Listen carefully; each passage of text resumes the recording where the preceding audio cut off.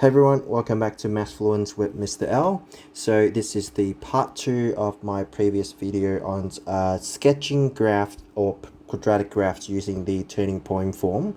So in this video, I'm going to show you how can we turn a standard quadratic expressions or quadratic equation into a turning point form, and hence we can sketch from there.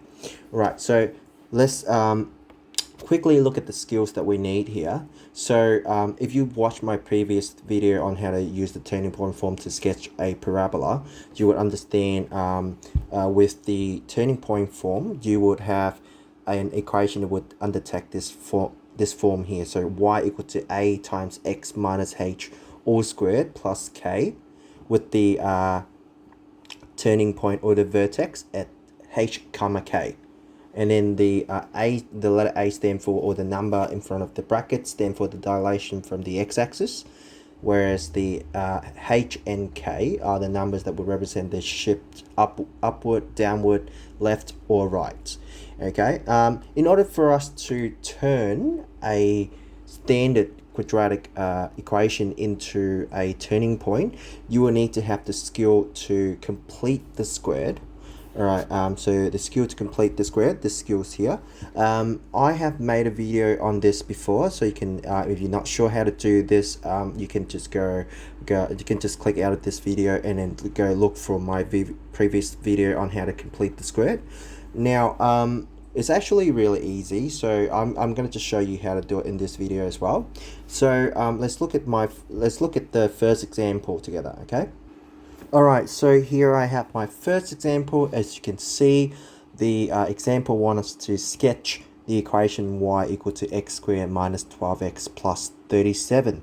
Now, if you look at this equations here, it doesn't take the form of the turning point, right? It doesn't have the turning point form, whereas it should be y equal to a times x minus h all squared plus k. It doesn't have that. So what we need to do is we first need to complete the squared. So I'm going to go ahead and show you how to complete the squared. So I'm going to just write solution. All right, so the first thing I do when we need to complete the squared is to look at this little box that I've got down here. So what you need to do is to keep the x squared the same first, right? Keep writing it down. So x squared, all right, plus bx. So it's going to be my minus 12x to stay the same. And then I'm going to plus b over 2. So my b in this case would be the negative 12. So I would have to do plus, okay, 12 over 2 all squared minus 12 over 2 all squared, right? So the reason why we plus and then we minus is because we want to keep it balanced. Plus 12 over 2 all squared minus 12 over 2 all squared is the same thing as 0, right? And then we still have the plus 37 at the end. Right, now we would have to complete the square from here. So we open the brackets, our x stay the same, right? X minus 12 over 2 is the same thing as 6 all squared, all right? And then minus b over 2 all squared is the same thing as 6 squared plus 37. All right, so what I've done was basically going from here, right? So from here it's the same thing.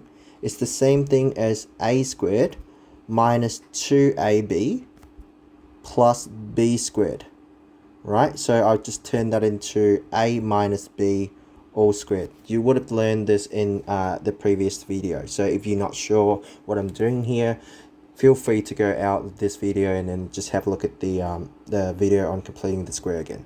Right, now I'm going to keep going. So once I've done that, I would just have y equals to x minus 6 all squared, this stay the same, and negative 6 squared plus 37 is negative 1. All right, now when I get to this point, this is where I have my turning point form. Okay, so the letter A, or the dilation from the x-axis, that would be number 1, right? So therefore there's no dilations, and we've got a -6 and a -1. So from looking at this, I know that I will have a parabola that would this will go up like that with a smiley face, because the gradient of this equation is a positive, because it's a plus x squared, right? So I'll just go ahead and start sketching. So like I said, when we have a turning point format, right, the first thing you would do is to locate the turning point. So I go turning point, or t dot p, is at, okay, open the bracket, my h in this case would be 6, and my k would be -1. Okay, so that is my turning point. And after that, you would do the next step, which is to find x-intercept. Actually, let's do y-intercept first. Y-intercept, y-intercept, y-intercept, x equal to 0. So therefore, we would have y equals to 0 minus 6 all squared minus 1. Hence, that would be -6 all squared, which is 36, minus 1 is 35. Hence, we would have the point 0, comma 35. Alright, so that's the y-intercepts. After that, you go for the x-intercepts. Alright, I'll just move this down a little. So we have x-intercepts. X-intercept. Now, at the x-intercept, we would have y equal to 0. Yes? So, all you need to do is to substitute y being 0. So, 0 equals to x minus 6 all squared minus 1. And we rearrange the equation, so we would have 1 equal to x minus 6 all squared, right? And you to take the square root from both, take the square root of both sides. So you would have, I'm going to continue, so I would have the square root of 1 is just 1. Alright, therefore we would have x minus 6. Okay, the square root of 1 is actually, sorry, my bad, plus and minus 1. Right, plus and minus 1. And then we would have x at 2 points. X will be at -1 plus 6 is going to be 5. And -1, and plus 1 plus 6 is going to be 7. Okay, actually, let me just write this down so that you understand, right? So I would have the x at 2 points. The reason why I have two x's is because the square root of 1 is the same thing as plus or minus 1, because minus 1 squared gives you 1, and plus 1 squared also give you 1. So x, when it's equal to -1, when x minus 6 is equal to -1, we would have -1 plus 6 equals to 5. So that's why I got the point 5. Then x, when x minus 6 equal to 1, would be equal to 1 plus 6, which is 7. Right. Hence, we would have the two x-intercepts. Yep, one at 5, comma 0, and one is at 7, comma 0. Okay, there you go. So let me just highlight this a little bit. So I'll give it a little highlight. So here we've got the first point at 6, comma -1. So that's our turning point. We would have the y-intercept at 0, comma 35. The two x-intercepts at 5, comma 0, and 7, comma 0. So from there we can sketch. Alright, I'm going to go ahead and draw the Cartesian plane. This is my Cartesian plane. Let me just change the color. Let me just change it to a different color. Let's use red. Right, now I would have this. Okay. Right, so all you need to do is to start plotting your graph first. So this is my y-axis, this is my x-axis, all right, this is my origin. Okay, so my graph is not going to be to scale, and you don't have to get your graph to scale. So what we do here is first I will locate the turning point, which is 6 and -1. Let's say this is where my 6 is, right? This is 6 and -1 is somewhere around here. Okay, there, right? And I would have, actually, it's not a very good graph. Give me a sec. So what I'm going to do is I'm going to put -1 a little closer to here. That would be -1. So I would have my turning point right here, right?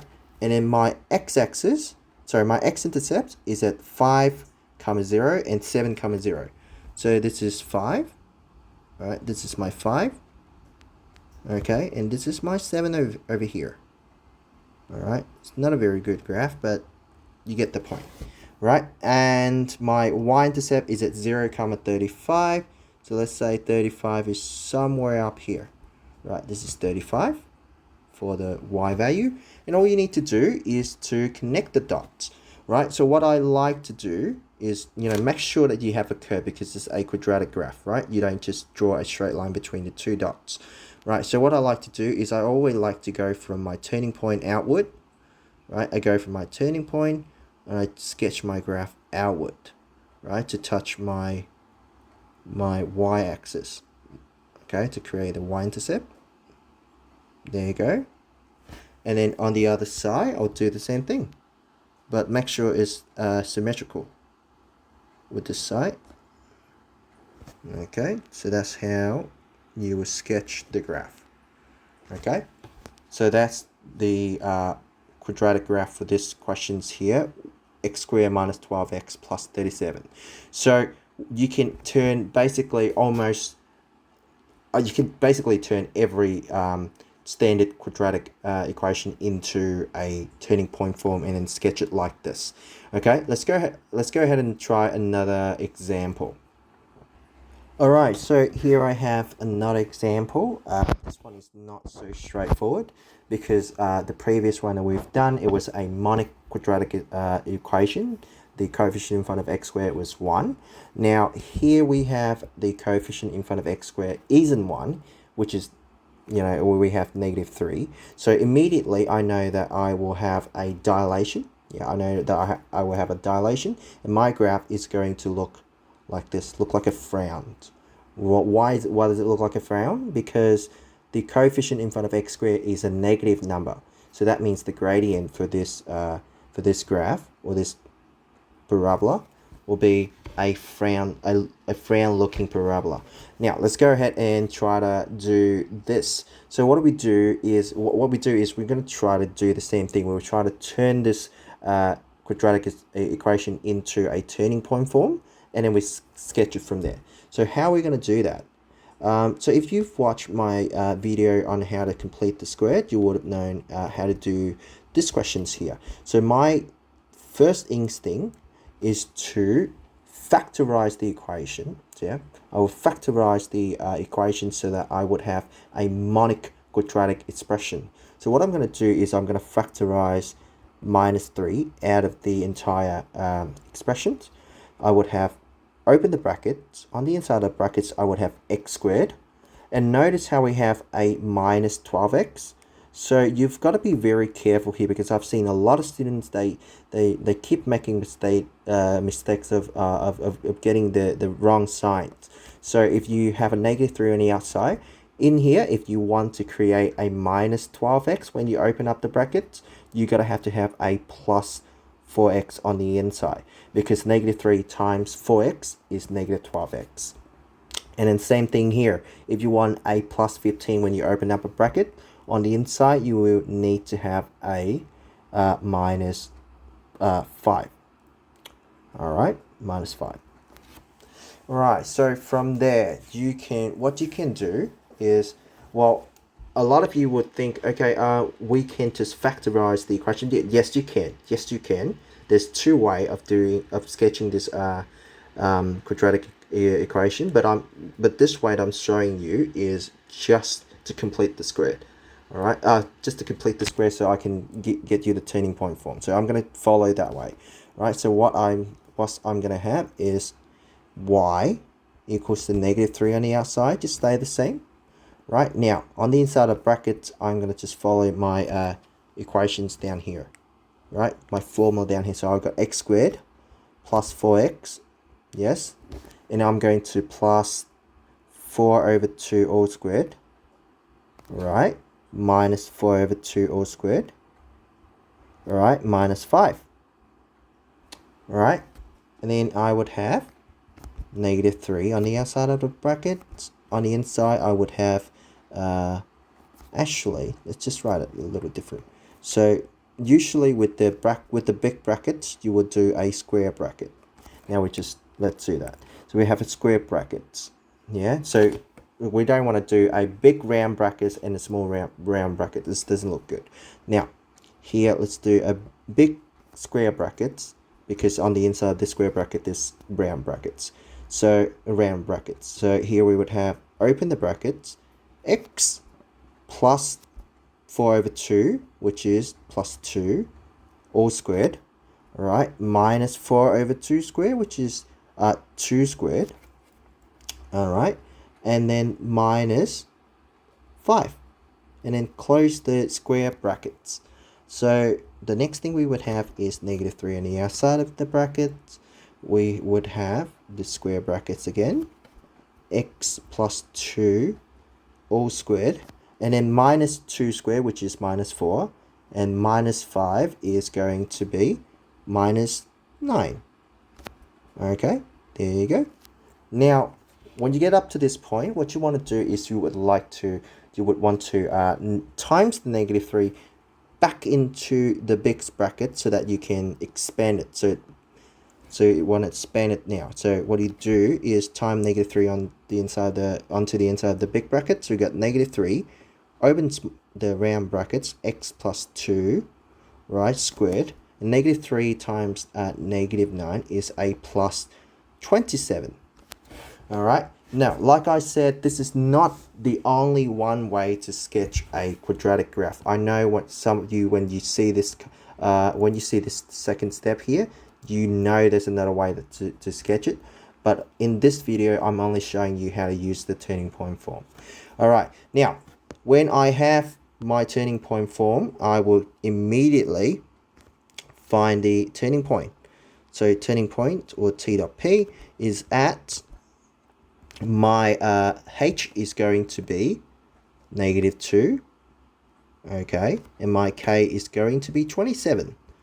Now, the reason why it's -2 is because in the original, in the formula here, you can see x minus h all squared. So minus and minus give a plus. That's why our h is a -2.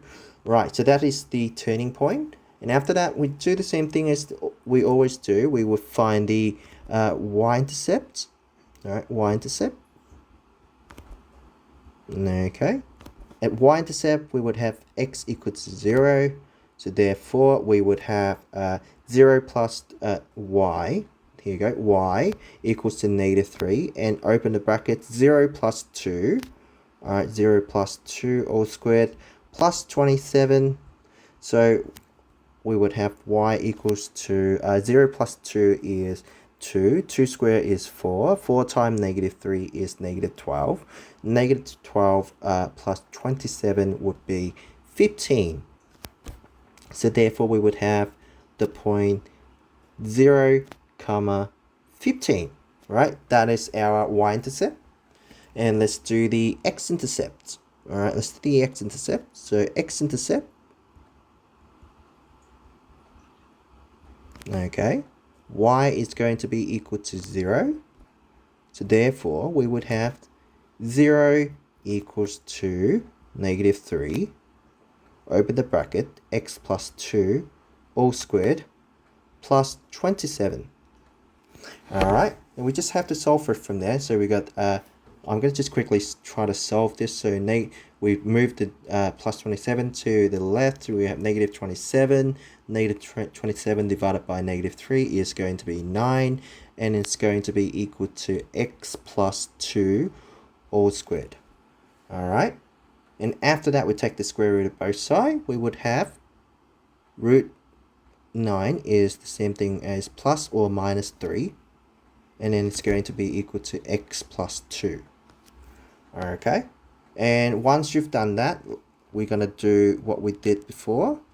When we have x plus 2 equal to negative 3. Alright. Therefore, x will be equals to negative 3 minus 2 is negative 5. Yep. Right there. And then when x plus 2 equal to 3, we would have x equals to 3 minus 2.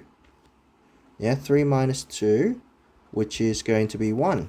Then, therefore, we will have the 2x-intercept. 1 is at negative 5, comma 0. And 1 is at 1, comma 0. Alright, now I'm going to just highlight the point that we have. The first critical point is the negative 2, comma 27. That's one of them. And then the next critical point, which is the y-intercept, which is 0, comma 15. And after that, we've got the two x-intercepts. We've got negative 5, comma 0, 1, comma 0. So we've got 4 points. So all we need to do now is to go ahead and sketch this this quadratic graph, which is the parabola. Now, I'm going to go ahead and do this. Okay. Now, notice that my graph is not to scale, and you are not required to draw your to sketch your graph to scale. Okay, this is y, this is x, this is the origins. Now, the first thing that you would do is to plot the turning point, which is at negative 2, comma 27. So x is negative 2, y is at 27. Let's say this is negative 2 here. This is negative 2. And y is at 27. Let's say 27 is over here. This is 27. Then we would have the turning point right over here. Right? This is the turning point. Right? After that, we will sketch the y-intercept at 0, comma 15. If this is 27, 15 would be somewhere around here. Right? Let's say 15 is from here. Right? And then we will have this point as our y-intercept. We would have the one x-intercept at 1, comma 0. Let's say 1 is somewhere around here. We would have this. Right, let me just write it 1 somewhere else. Yep, that's the 1 right there.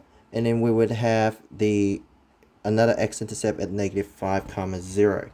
Negative 5, let's say, is somewhere around here. This is negative 5. And then we have this point. So all we need to do is to sketch the graph, or to connect the dots. Right? Make sure that you have, when you sketch a parabola, make sure that you always have you do not draw linear or straight lines. Okay? Always include some curve in there. So I'm going to go from my turning point. I'm going to try to go to my y-intercept. And then from there, I'm going to go downward to my x-intercept. Okay, that's my first x-intercept. And then the other side, you will try to keep it symmetrical. So it's going to look like that.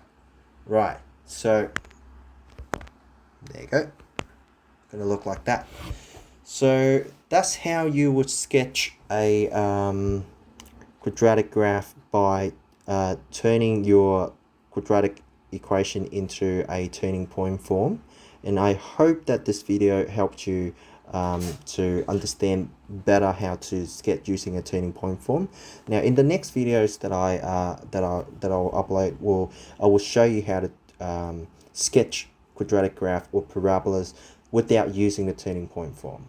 Okay, so I hope that this video helped you a little bit, and if you like the video, please leave a like and subscribe, and stay tuned for more video. All right, bye bye.